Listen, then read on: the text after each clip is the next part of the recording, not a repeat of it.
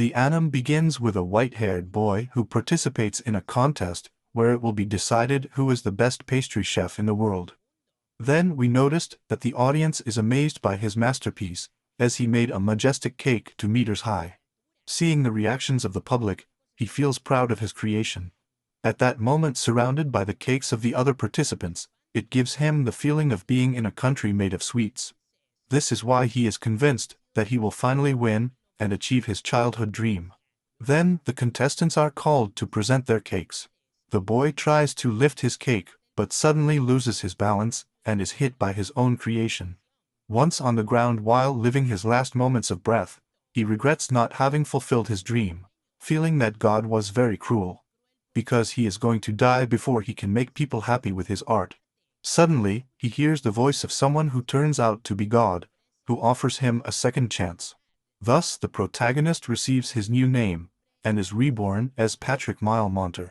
In a change of scene, we meet Casserole, the father of the Prota, a war veteran who trains pastry in swordsmanship. We found out that it has been 9 years since the Prota was born into this family, where he has been cared for by a sweet mother, and 5 older brothers.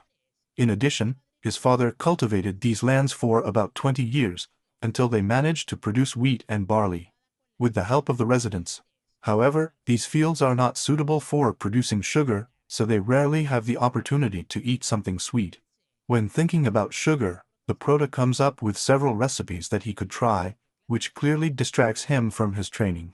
Then the head of the family butlers named Fowl comes to them and informs them that the bean crop was abundant this year, thanks to the advice of the Prota.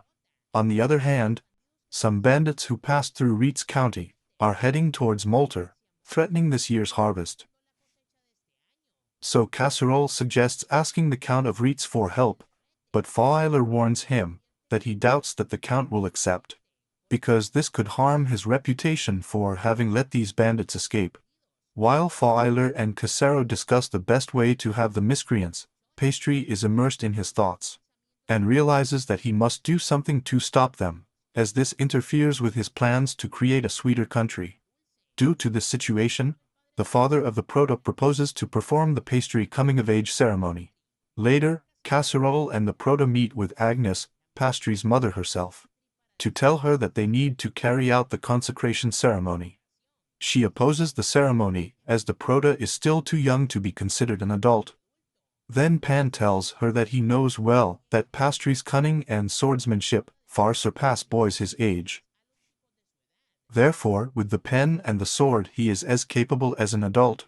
So Casserole asks him to have everything ready to leave in about 3 days. With nothing more to discuss, Agnes calls Pastry's sister so that they both make sure that she is not missing anything, and that she looks perfect for her ceremony. We later found out that as a younger brother with 5 women, he has been treated as his personal doll since childhood. In addition, when his older sisters were there, the situation was even worse, which makes him eager to reach adulthood as soon as possible. In a change of scene, we see the Prota and his father on the outskirts of the village where all the villagers are gathered, to wish them a good trip. There we found out that Pan's magical ability is teleportation, which allows him to immediately reach the royal capital. When he sees the different fruits, the Prota lets his imagination fly about the sweets he could make with these ingredients. Noticing his son's enthusiasm, Casserole promises to buy whatever you want, and passes the ceremony without a problem. Therefore, Pastry looks at an apple that is on the market, and his father explains that this fruit is a little acidic, and is grown in the northern lands, so it is rare to see it in the capital. Then the Prota suggests that they should grow this on their territory, so Casserole thinks it's normal that his future successor is interested in foreign products. However, Pastry is just thinking that if the cultivation works, and he becomes the master, it could be the reality of his dream, of a country full of sweets. Here we can notice that Prota himself thinks he is a bit Willy Wonka, and for his part, his father believes that with his talent, he inherits his title. They will be very rich and a military power.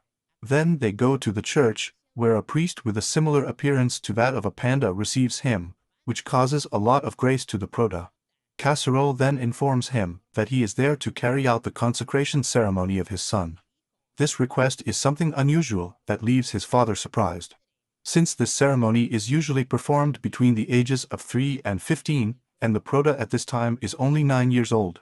Meanwhile, Jessie asks Foyle what a real coming-of-age ceremony consists of, since when she presented hers, she also had no magic power. That did not pass the next test. This worries him because he fears that his brother may go through the same situation. Then Foyle tells him not to worry about that, because he believes that the Prota will manage to pass it without any problem. He also tells her that she shouldn't worry, because it's not a big deal either. First they measure the amount of magic, and then they leave you in a dark place, where you can't see or hear anything for several hours. Since magic is a huge power hidden inside a person, to extract it is necessary to face adversity alone, and knows how to resist. Later we see that it has been a day and a half since they locked Pastring up a room, and Casserole is worried about the well-being of her son. While the Prota is very excited thinking about what he will do with the apples that his father promised him. He also plans to get sugar, and while he thinks about sweets, nothing ails him, so being there seems fun to him. Then she comments that she wants to fill the world with sweets and make everyone smile with her creations. And he is sure that the reason he reincarnated in this world is to create the only existing sweet country. Suddenly, a strange light envelops him and fills his body with magic.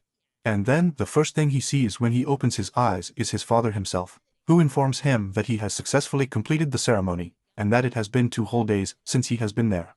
Later he is taken to the prayer room, where the father tells him that if he has really obtained his powers, he should be able to understand what he is about to read to him. At that moment, several images begin to appear in the Prota's head, that reveal to him that he can reincarnate and replicate. In this way he realizes that the passage the priest is reading is that of magic itself. Finally, the father tells him that the Prota has received a power like few others in the world. Therefore Casserole offers an offer to the church, as a sign of gratitude, that the priest gladly accepts. However, after they leave, the father realizes that the amount given is not enough to prevent him from talking about what he witnessed that day. In a change of scene, we see that the bandits are razing all the villages in their path, and that they are not satisfied with the treasures they have gathered, so they are heading towards Monter. Then we see that Casserole and the Prota are leading the preparations for the attack of the bandits. Suddenly Fowl approaches them with bad news, and informs them that the criminals have razed all the villages that are in charge of the Lip Tower Knights. This surprises Casserole a lot, since it has been about 3 weeks since they arrived in the capital, and at that rate, the bandits will arrive ahead of schedule. He therefore orders the Prota to call the leaders of the other villages, as well as with Triagu and Glackage. Pastor immediately follows his father's instructions, and is determined to defeat the bandits at all costs, as this interferes with his plans to create a country full of sweets. Later we see how Cachero brought the inhabitants of the other villages to minimize the damage. In addition, they gathered all the food in a warehouse, with which it will be able to withstand a maximum of 7 days, if they eat once a day. Later Lomito and Mark meet the Prota, and call him young master, which is uncomfortable since they are his childhood friends.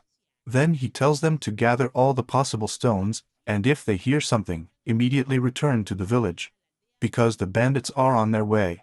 After a while picking up stones, Marka hears a noise in the distance, and goes with Lumito to alert the others.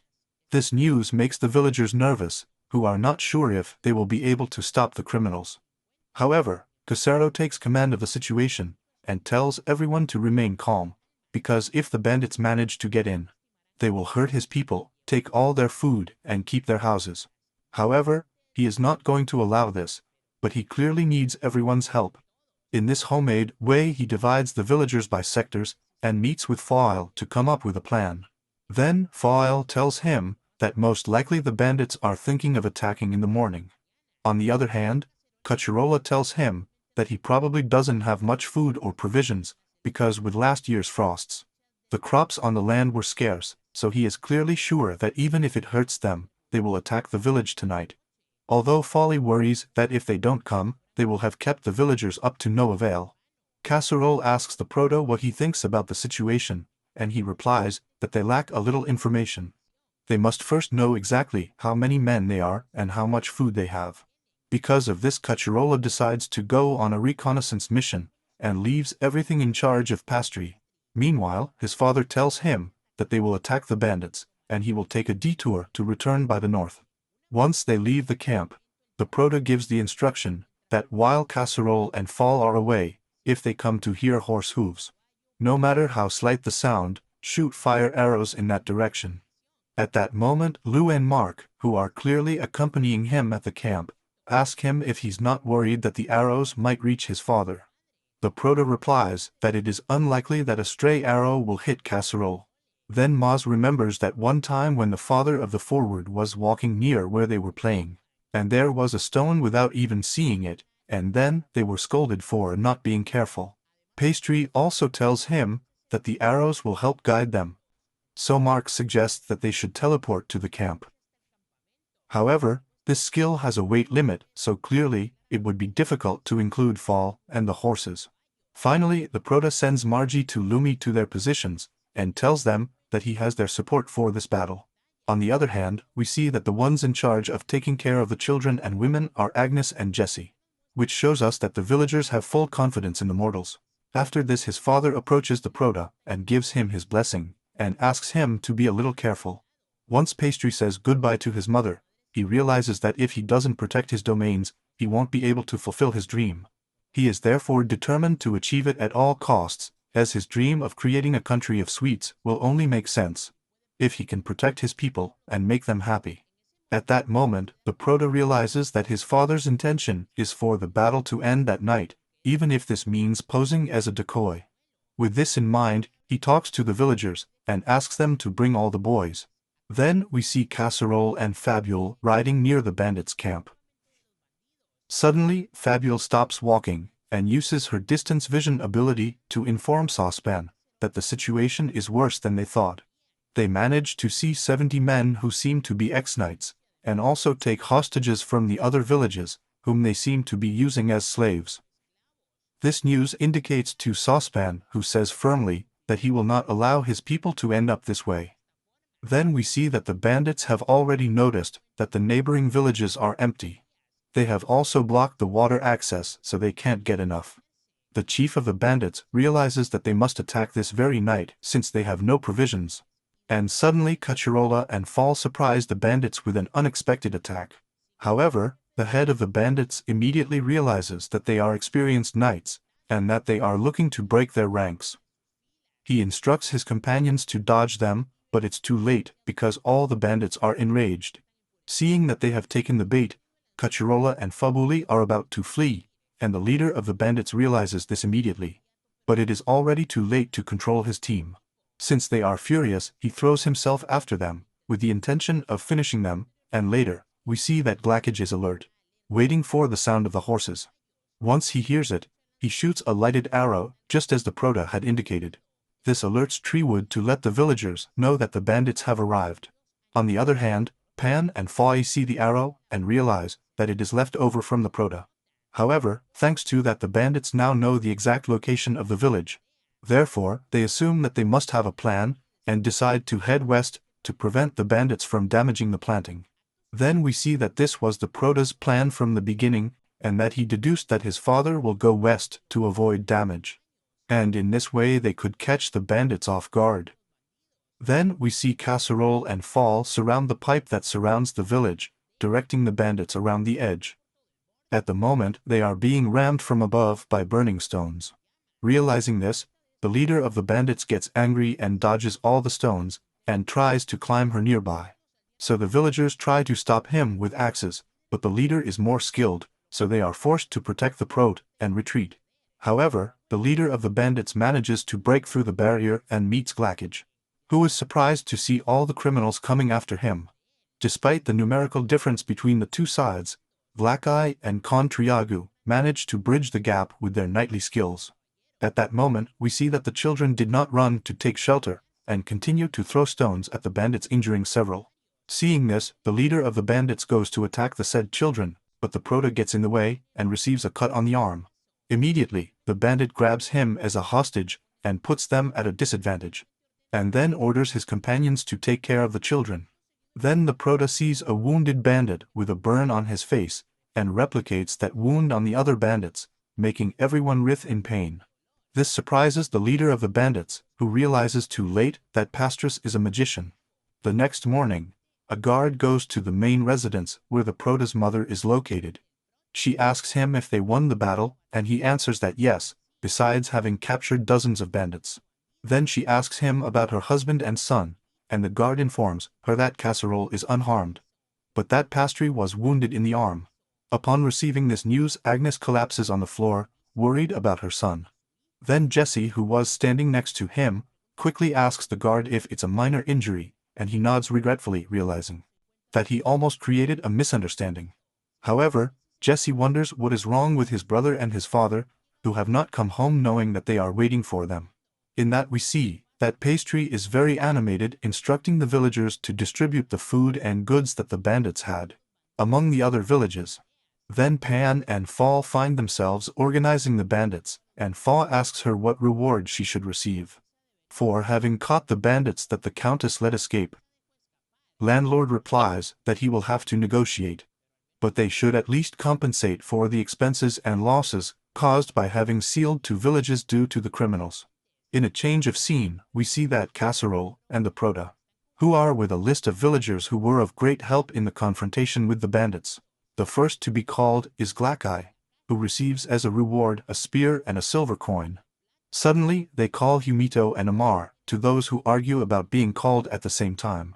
Then they are told that for their great courage and bravery, they will be rewarded with a very rare sword for each and a sack of barley. After that, Lumi and March head home, followed by the Prota, who congratulates them on their great job. However, they feel sorry for the praise and modestly say that they only did what they could. Then they add that they are glad that there were no fatalities among their own. They finally arrive at Mark's house where his mother is waiting for them. He enthusiastically tells her that he received a sword and a sack of barley, to which his mother tells him that the greatest reward for her is that he has returned home healthy.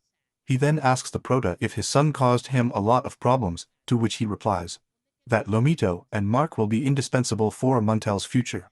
Then they head to Lumi's house where his grandfather and the villagers are waiting for them with drinks and food to celebrate his victory and his arrival. At that moment, Mark says that he is ready to taste the drinks, to which one of the villagers replies not to dream about it, since they drink the milk. Lumi's grandfather congratulates them on their effort, saying that he never thought the day would come when they would make him so proud. And there we see that finally the Prota can have some peace and concentrate on making sweets, letting his imagination run wild enough. In that we see that Lomito and Marka take the opportunity to escape from the place and head to where the criminals are being held.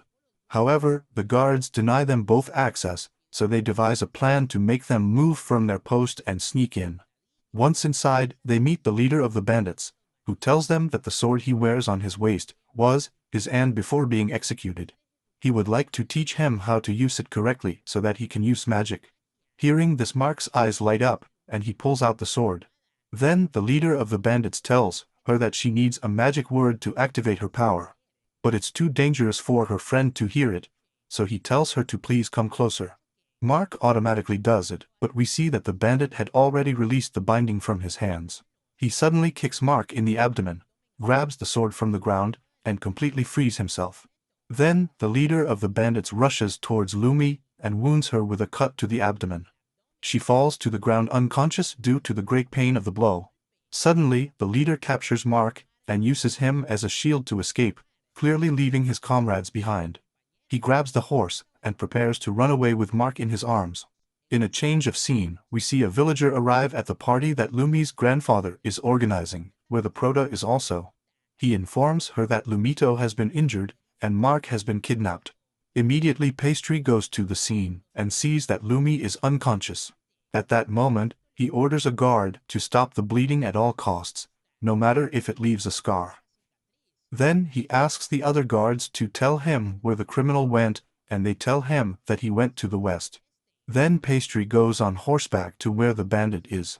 There we found out that on the path taken by the evildoer, the Prota had placed traps before the battle that are still active, and in the worst case, he plans to receive a wound and replicate it on the leader of the bandits.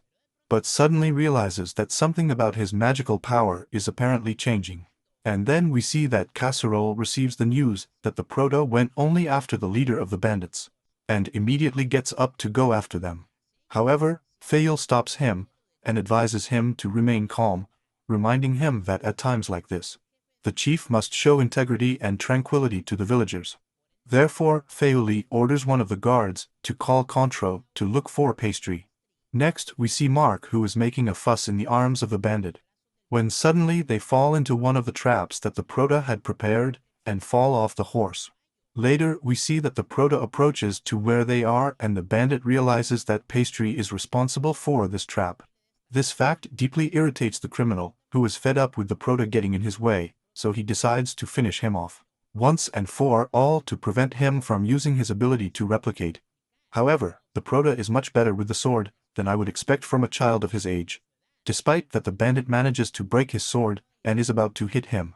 In a change of scene, we see that dusk is approaching and Fail keeps looking for Patrick with her ability to see at a distance. But she can't find him. Then Fail discovers the Prota's sword on the ground, broken in half, and imagines the worst. With that in mind, he heads to the main house with a heavy step, not knowing how to break the news to Casserole. Suddenly, when he opens the front door, he finds the Prota in his mother's arms. Casserole explains that Pastry just arrived a moment ago with Marca in his arms, who he took to his house. However, his mother fell asleep hugging him, refusing to move away from her son. Fail is surprised by the situation, as he fails to understand how he could not see the Prota returning home. The father of the Prota asks him for an explanation, but he responds that it is better to leave it for another time, since it is a rather long story. Hearing this, Casserole gets upset, and demands that I explain once and for all what happened. Then Bashri tells him that she replicated her magic on him and used teleportation. He then explains that he realized that his magic allows him to copy anything, as long as it is something tangible, or he has seen the original. This includes other people's spells. However, the father of the Prota does not seem surprised, since he imagined that it would be that. Therefore he gives him a good scolding, and warns him that no one should find out that he has this power. He also points out that it was imprudent to use it in this way, since it could have ended up inside a rock or even under the earth. Later we see that Casserole is worried about his son, because if someone finds out that he can replicate any kind of magic, they will not hesitate to use pastry as a weapon. Fayul regrets that she let the leader of the bandits and saucepans escape. She can only pray that the criminal dies before she can tell everything. The next morning, we see that Mark is sitting on the outskirts of the village, and at that Pastry arrives for him to go visit Lumi.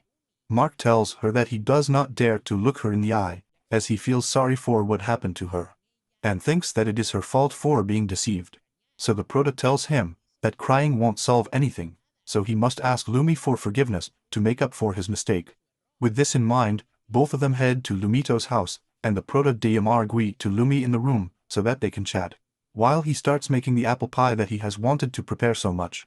Once in the kitchen, they decide to concentrate on what he is most passionate about, which is making desserts, and making people around him smile. Then we see that Mark apologizes to Lumi for falling into the bandit's trap and hurting her. However, Lumi tells him that he does not have to apologize, since in any case, it was the offender's fault. At that moment, a delicious aroma arrives in the room, and then the Prota arrives with the apple pie offering to everyone. The taste makes the guys smile, who impress how delicious the dessert is. Then he offers them syrup apples, and clearly when they taste them, they are surprised that both desserts are of the same fruit, because the last one was too acidic for them. Then the Prota explains that there are sweet and sour apples, and with such a particular ingredient, you have to know well how to prepare them to harmonize the flavors. Then he comments that he believes that the same thing happens to people too. Then she tells Mark that he has unique qualities that make him special, and that he will shine because of them. He explains that this experience has deepened his character, so he must use what he has learned to improve. He also tells her that she will have to do it if she wants to be his servant in the future. And at that moment, the father the smoke arrives in the room, upset with Mark for having hurt his daughter. He tells her that he must compensate by marrying her, as he does not believe that with her rebellious personality, she can get any candidate. Hearing this, Mark turns very, very red, and his face ends up turning as red as an apple. When he hears that the smoke says that he accepts what his father is telling him, in a change of scene, we see the Prota meeting with Casserole and Fayul discussing how to get money, since the destruction caused by the bandits in the two closed villages has cost a lot of work and money, leaving the family coffers empty. Then Pastry suggests asking his grandparents for help, but Casserole tells him that when they were young Agnes and he ran away from home to be together, cutting all ties with their families. This surprises the Prota since he knows that in that world arranged marriages are the norm, so it is incredible to him that his parents had such a passionate love in his youth. Later we realize that the Prota spent several days locked up in his father's office, thinking about how to make money, and has just been able to see his friends. Mark tells him that it is out of tune for him to hide things from him, but Lumi corrects him, saying that the word he is looking for is disappoints. On the other hand, Pastry asks Lomito how he is in his wound, and she hits him on the chest, telling him that he is very well, although he grimaces in pain. At that moment, Mark tells her to stop pretending and take more care of herself. When he sees this interaction between his friends, the Prota tells him that they are a very nice couple. Then Mark replies that he has already told her 1,000 times that they are not a couple. Then they keep talking about how to get money for the village, and Lomito suggests selling apple pie in the city. But the Prota points out that it would be difficult to make a profit since they need a lot of apples. Therefore, Mark proposes that I teach magic. Then Pastry asks him why he wants to learn magic, and Mark replies that with magic you can do a lot of great things, and that he would get rich if he could use it. However, Lumi annoys him by saying that even if he learned magic, he would never be able to control it, and he would end up like roasted chicken.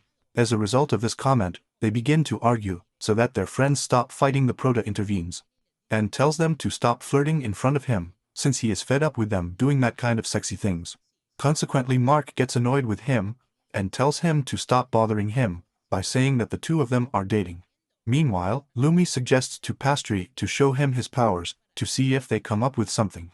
At that moment, the Prota remembers his past life, when he stayed all night with his classmates, giving ideas to create a new dessert. He finally comes to the conclusion that 3 heads think better than one, as it might be useful to find some clue. Then he asks them to draw whatever they want on the earth. He then uses his magic to replicate what they drew on the earth in the hands of his friends. Then Lumi sarcastically tells him that he didn't expect that he could really use some magic, to which the Prota replies that she had already seen him use magic. After this demonstration, Lumi asks him if he can do the same with houses or people's faces, as he thinks it would be interesting to see objects or faces drawn on the ground. This comment gave the Prota a great idea, so he approaches Lumi and takes her hands with emotion and tells her that she is a genius. He suddenly releases her when he sees that she blushes. Moving on to Marquis tells him that he didn't mean to overdo it with his wife. The latter is so tired of his jokes that he doesn't tell him anything about it and lets it go. He quickly leaves in the direction of his father's office, and later we see the saucepan informing Agnes about the status of the family's account. She realizes that the situation in the house is worse than she expected, but she does not believe that her family will help them. At that moment, the Prota knocks on the office door and tells them that he has come up with a way to earn a lot of money. Then they mention that the other day they were talking about finding Jessie a partner.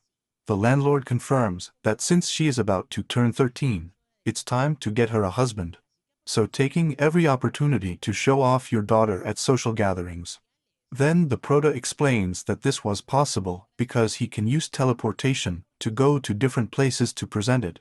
In the case of the other nobles, they must think very carefully about which meetings to attend, and spend a huge amount of money to mobilize, not counting the dangers of encountering bandits along the way. This is why he came up with the idea of using his ability to replicate to make portraits for the nobles. She then shows them an image of her mother on a piece of wood, so the molts can make engagement portraits to show their daughters to more candidates without having to travel.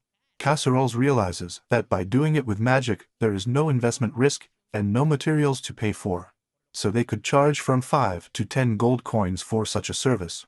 However, Fabi warns them that it would be dangerous to show their skill, as they might suspect Pastry's true power. Even so, the Prota tells them that they could not hide their power forever, and that for the moment, they could say that their magic only consists of making portraits. After this, his mother sneakily approaches the Prota and asks if he can erase a wrinkle that can be seen in the portrait. In a change of scene, we find the county of Reitz, one of the main ones in the south, that are more than 50 villages. Then we see that Casserole and the Prota are traveling there to request a meeting with the Countess. For her this is a nuisance because she is convinced that they are only coming to complain about having let the bandits escape. However, his advisor assures him that he does not have to worry about a peasant gentleman, and that he can quickly dispatch the meeting. With this in mind, they agree to meet them, and the prota in saucepans are taken to a lounge for tea. Seeing the sweets arranged on the table, Pastry can't help but think of new recipes to try. At that moment we found out that the Countess is called Brioche Ritz and invites them to sit down clearly. Then he praises the efforts of Casserole with his lands, because he has heard that they have prospered a lot, transforming from a deluded wasteland to a place full of life. Then he confesses that all his success is due to his son Pastry. The incredulous Countess thinks that he is just being modest. With sympathy he goes to Pastry, and tells him that he should be very proud of his father. And the prota takes advantage of the fact that she gave him the opportunity to talk, and replies that yes. So he tells her that recently some ruffians invaded the lands with which they have worked so hard. In addition, the bandits were so many that even the children had to fight against them. The Countess realizes that Pastry is not a normal child, since he naturally initiated the topic that she so wanted to avoid. Then he tells her that he is impressed that she has been able to assume the duties of an aristocrat of her age. Then Pastry informs him that, to tell the truth, when they questioned the bandits, they said that they came from Reitz County. Because of this information, the sentence chooses to ignore it. Then the prota tells him that if he has doubts, he can hand over several of the bandits they captured. If he doesn't recognize them, he can hand them over to the crown to open a formal investigation. The Countess tells him that assuming that what they say is true, it was probably only a few bandits who managed to flee after a recent extermination. Then the Countess asks him what evidence he has to claim that the same bandits as the ones she is talking about are exactly the ones who invaded her land.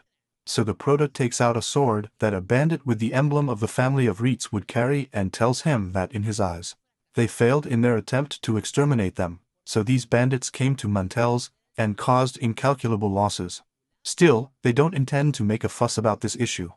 However, being bandits from the county of Reitz, they hope that the Countess will take him into consideration and be generous to Mantel's. Upon hearing this, Elo offers to pay an appropriate amount for the bandits and offers 100 gold coins. The prota mentions that he must also take into account the damages caused in Monter, so the Countess increases her offer to 130 coins. However, the prota asks him to make one last attempt. Finally, they reach an agreement that they must pay 150 gold coins, terms that the Countess accepts with regret. Then he realizes that what Pans had said about his son a moment ago was not modesty but the truth. After this she says goodbye to Pastry, and he apologizes if at any time he was rude, to which she responds that she was totally defeated in the negotiation. He also asks her what she thought of the snacks, since she noticed some discomfort when she has tasted them. The prota politely tells her that they were fine, however she insists that she gives her opinion about the sweets. So the prota confesses that the tea was delicious, but the cookies were very cloying, and begins to give her advice about baking. Seeing his son's insolence, Casserole gives him a blow on the head, and asks him to apologize to the Countess. But she says that it is not necessary, and expresses her amazement at seeing such a sophisticated palate that this child has at his age. Then the prota turns to the Countess, and apologizes for not having brought a present, handing her a handkerchief with his portrait. This gesture leaves the Countess delighted, who now has a better opinion of the prota. In a change of scene, we meet Duke Cattlesig, who has organized a party to celebrate the coming of age of his grandson. Casseroles approaches the Duke, and with a smile thanks him for being invited to such an impressive banquet. Then the Duke introduces his grandson named Esquali, who is visibly nervous in the presence of Casserole, and it is not for nothing. Since he is a war hero, and his fame has been sung by workers throughout the empire. Then Casserole gives the opportunity to Pastry to introduce himself, and he bows to the Duke. He consecutively gives his congratulations to Esquali for having reached his majority. His fluent and eloquent words leave the Duke surprised, who realizes that Pastry is much more mature than his grandson. At that moment, Duke mentions the prota's coming of age, and congratulates him for it and tells him that he has heard that he was blessed with the ability to use magic, so he asks for a demonstration of his magic. And the prota requests a waiter near a handkerchief, and then a beautiful portrait of a young woman appears. The Duke is impressed by his skill, but the one who is really interested is Scale.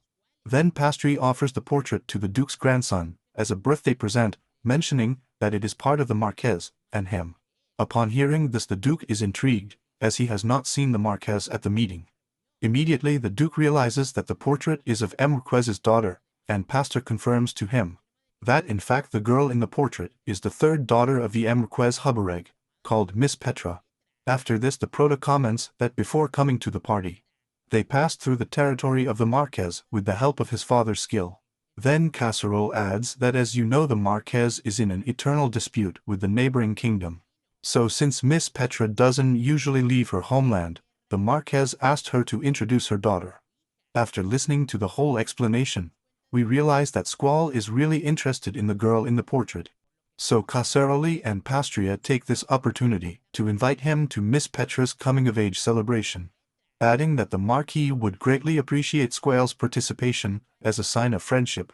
At that moment, the Duke realizes that what are Pastri's intentions when giving this portrait as a gift, and tries to refuse the invitation, but is interrupted by his grandson, who gladly accepts. This upsets the Duke, who can't believe how naive his grandson is, not realizing that they intend to marry him off. He asks for more information about Miss Petra's party, but the Duke tries to refuse the invitation, and asks his grandson how he plans to get there. Pastry intervenes, saying that he should not worry about that since his father can help him. Then Pastry calls the Duke, and tells him that he suspects ulterior motives on the part of the Marquis Hubareg, since he believes that the Marquez wants to end the war with the neighboring kingdom using the Duke's troops. That's why he wants to marry his daughter to his grandson. However, he clarifies that these are just speculations. The Duke appreciates the information, and says he will take it into account.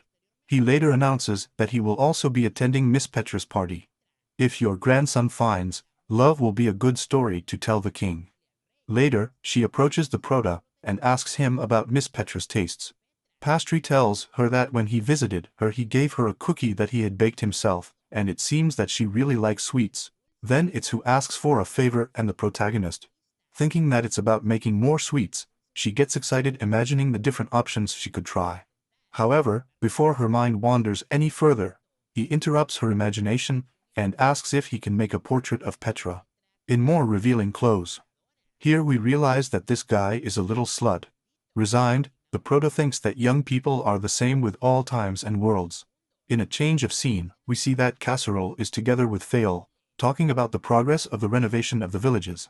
And Fail comments that this has been possible thanks to the help of Casserole, something unusual among the nobility, because it has never been heard that a lord specifically collected money to give it to his subjects. Casserole explains to him that he would not be a good lord if he kept his people in misery. Fall has no choice but to admit that kindness is one of his qualities. Then the father of the Prota tells him to trust Fall, so that with his work he compensates for his excess of sweetness. Fall replies that being that way I should be a little sweeter with him at least. At that moment the Prota enters the office, and thinking that he was talking about sweets gets excited, but both quickly clarify to him that this is not the case. After this Pastor delivers 2 letters from the Duke and the Marquis to his father after reading them for a moment, where he announces that this is good news, since they will have an income of money for a while, due to Squall and Petra, who will get married very soon. Upon hearing the news, the Prota is relieved to know that it was worth spending so many hours replicating engagement portraits. After all, that image took him 2 whole days, until clearly the Marquez approved it. In addition, Casserole informs him that they will send 30 gold coins as an advance payment. Upon hearing this suggests to use this money to build a luxurious mansion, but Saucepan tells him that they should use it for the safety of Miss Petra. Her father's comment catches the attention of the Prota, as well as Cacirola explains that since Petra will be celebrating her coming of age in the capital, she was asked to be her escort throughout the journey and her stay there. However, there are many who do not like this compromise at all, so they are expected to act to prevent this union. Feu tells him that being so there is no problem, since this news will only be given to a few. And at this moment, Pastry points out that the problem is the church, which claims to remain neutral, but depending on the sum of the money, sometimes lets go of the tongue. Then Feu suggests him to simply refuse to escort Petra because of the difficulty of the mission. However, Saucepan knows that nothing will strengthen his position as much as gaining the trust of 2 of the most prominent figures in the kingdom, in order to avoid as many inconveniences as possible. The Prota comes up with the idea of protecting Petra in the church.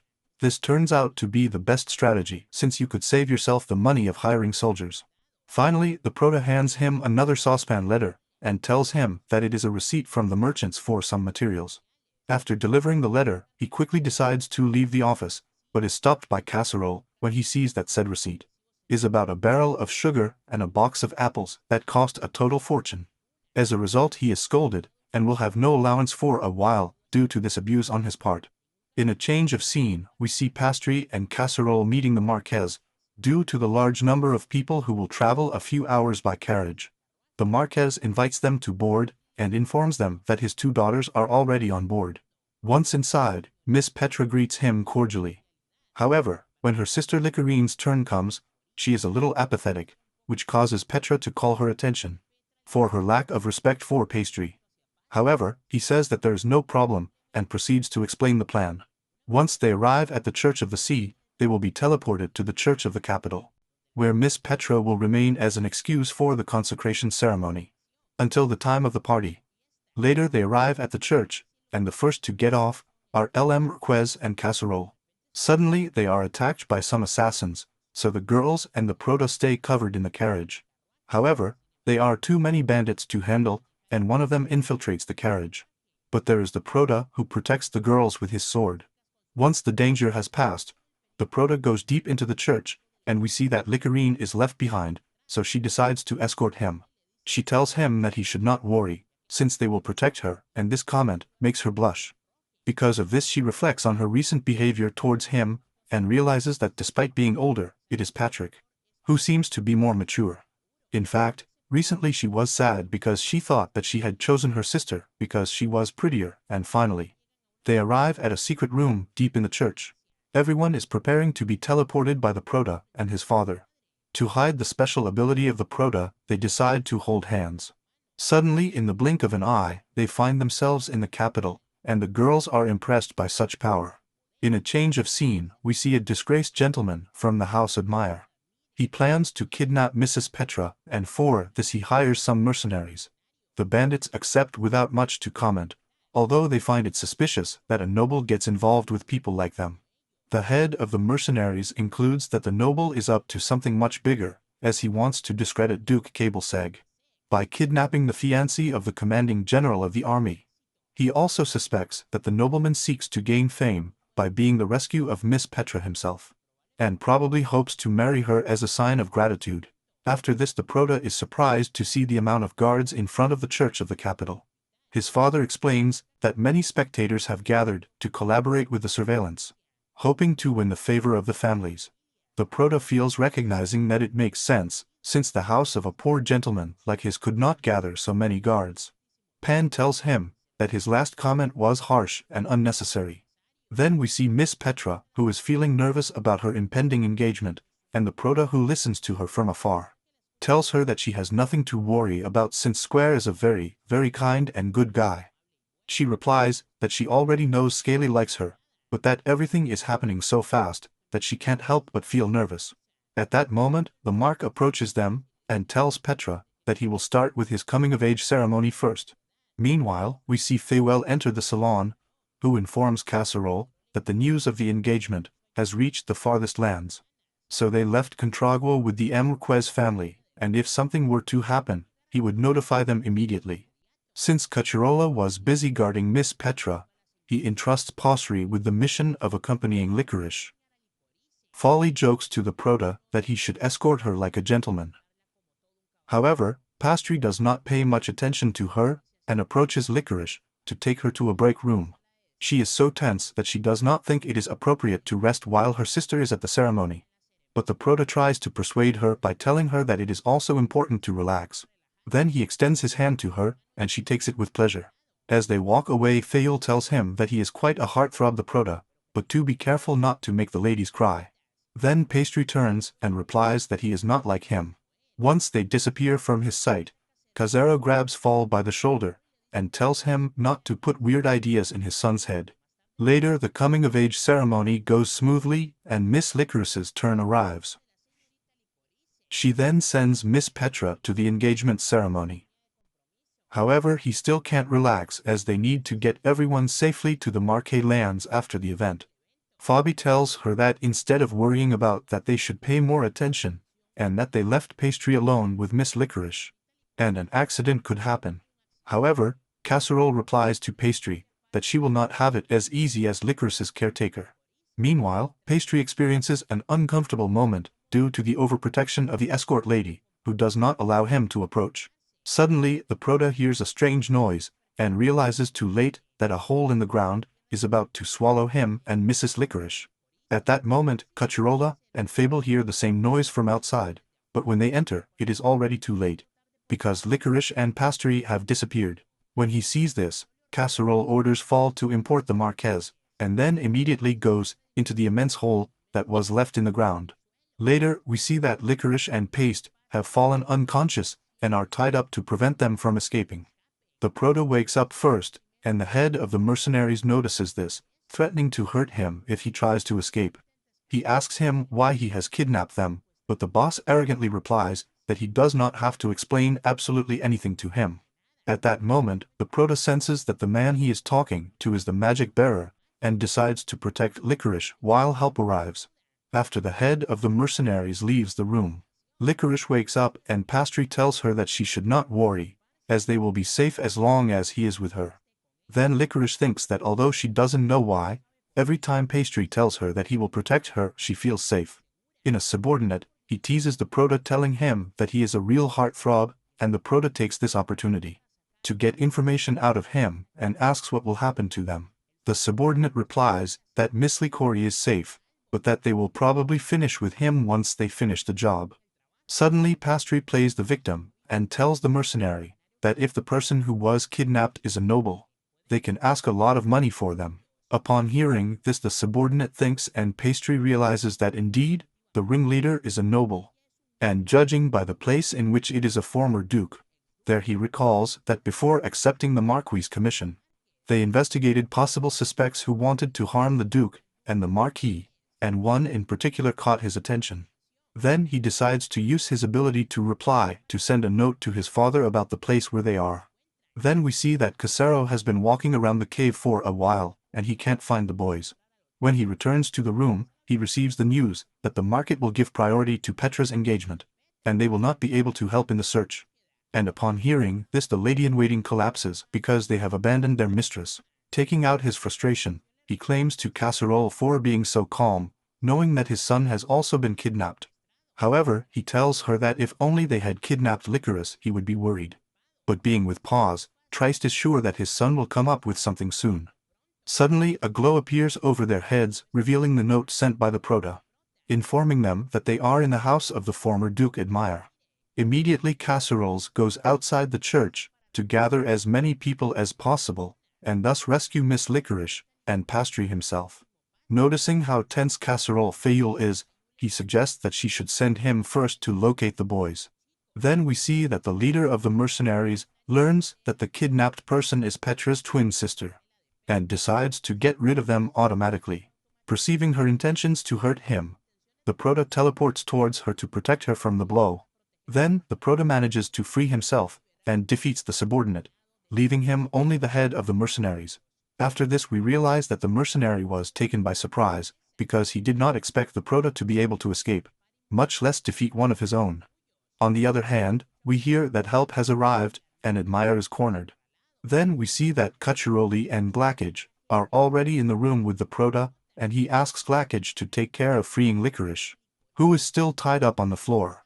Then the leader of the mercenaries realizes that he is cornered and has no choice but to flee, so he uses his ability to escape.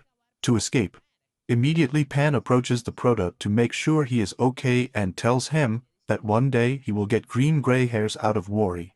For his part, he apologizes for always causing problems for his father.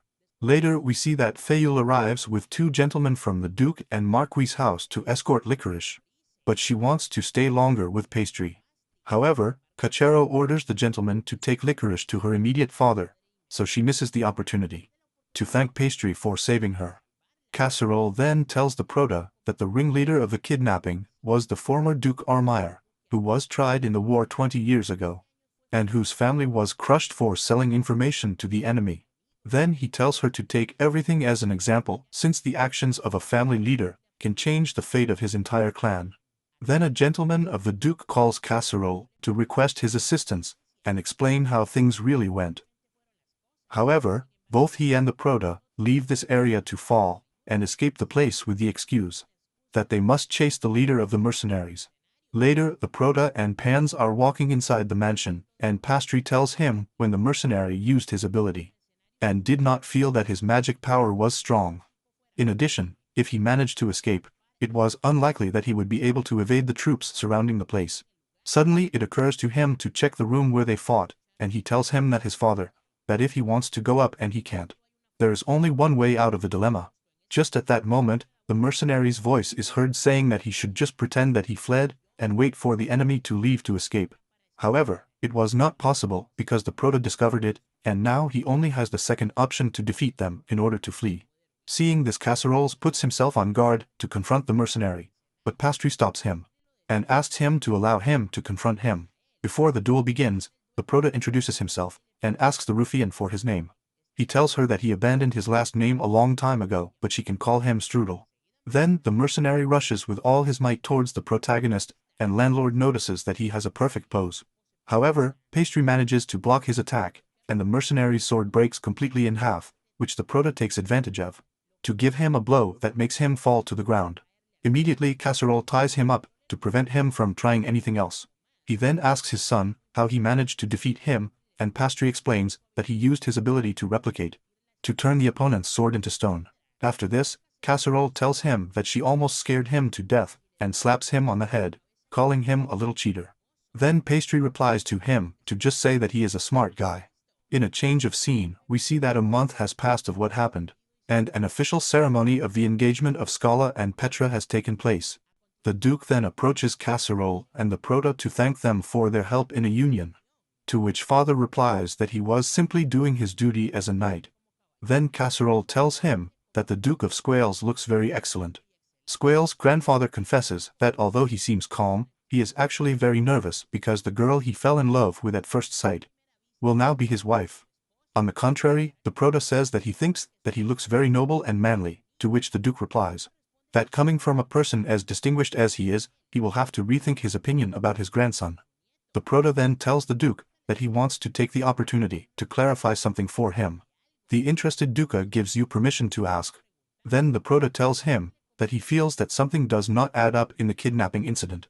The bandits were very skilled and meticulous, so much so that they prepared several dens. As everything is also planned, he can't help but wonder how they could have made such a basic and fatal mistake as kidnapping the wrong girl. This led him to think that they made this mistake because they received erroneous information about Miss Petra. He is also surprised that a disgraced nobleman had so much influence to prepare different lairs. So he can't help but think that a third party helped him in this, and that someone benefited from the downfall of the former Duke Armire. At that moment, the Duke interrupts him and asks him if he thinks that he could be that someone, and Pastry replies that he is only making assumptions, since children like to imagine absurd things, and he can't help but let his imagination run wild. On the other hand, the Prota tells the Duke that, as is well known, Montel's lands do not produce abundant crops. They have thought about taking measures in this regard, but do not know how to move forward, so he hopes that the Duke with auction intelligence will be able to lend his help. The Duke understands that Pastry has him cornered, and asks him what could happen if he decides to refuse. Then the Prota replies that at his age children are very talkative, and he could tell some extra things to the Marquis who is on the other side of the party. Upon hearing this, the Duke agrees to help him without protest, but first he tells him to express his thoughts out loud from this moment on. In that he confesses that he had hoped to finish off his enemies with a single blow. But it was never his intention to harm his son's fiancée, much less his sister. Although it is true that Miss Licorice was in danger, and is deeply reflecting on her actions. However, he tells him that it was very daring to accuse him so openly, and then the brand comes up to them and greets him. He then tells Pastry that he is very grateful that he saved his daughter. Then he tells her if she doesn't remember correctly that he has already had his coming-of-age ceremony, to which the Prota confirms that it was so. The Marquis adds that he has no doubt that someone with his talents will be very popular with the ladies in the future, but it's never too early to settle down. He then asks her if anyone has stolen her heart. The Prota responds that he is still too young for these things. Then the Marquis asks her if, upon finding someone she likes, she would get married in the future. Casserole soon realizes the marquis' intentions and tries to stop Pastry, but he responds before saying that he has not yet met the one, and at that moment, the marquis asks him what he thinks of his daughter. The Proto replies that Miss Petra is already committed to what the marquis clarifies, that he was talking about his daughter Licorice. Therefore the Proto tells him that there is no doubt that Licorice is a splendid lady, but he is not ready to get married yet. At that moment, the marquis reminds him that a moment ago he had said that he was waiting for the right person, and asks him what is wrong with his daughter. The Duke and Pans realize that Pastry is cornered and has no choice but to accept the marriage proposal. Suddenly, the Marquis and the Duke call their people and announce the engagement of Pasta and Licorice. Everyone congratulates the Proto, but he still doesn't know what's going on. Petra and it is which ones come up to congratulate him on his engagement, showing more excited than usual. And later we see the Proto meditating on what happened, thinking that it seems like a dream what is happening. Licorice approaches her to thank her for saving him the last time, and asks if he is happy with her to get married. Suddenly, the Proto realizes that he sees her much more beautiful than before, and thinks that she will be the right person to create his country of sweets. He then tells her that he is more than satisfied with her. She is happy about her engagement, and tells him that she is very glad to hear this. Then he asks his lady-in-waiting to give him some cookies that she made for him herself. Once the Proto-test realizes that Licorice was confused sugar with salt, but still continues to eat his beloved's cookies, as if they were the richest in the world. In a change of scene, we see that the landlord is being told to his wife that he has something to tell her, but asks her not to bother with him. Thinking that it is an unnecessary purchase, she tells him to talk to himself with confidence, because he will not get angry. Suddenly Casserole reveals to her that he will bring another woman to the house. Hearing this, Agnes is speechless, and thinks that this situation is not so unusual among the nobles.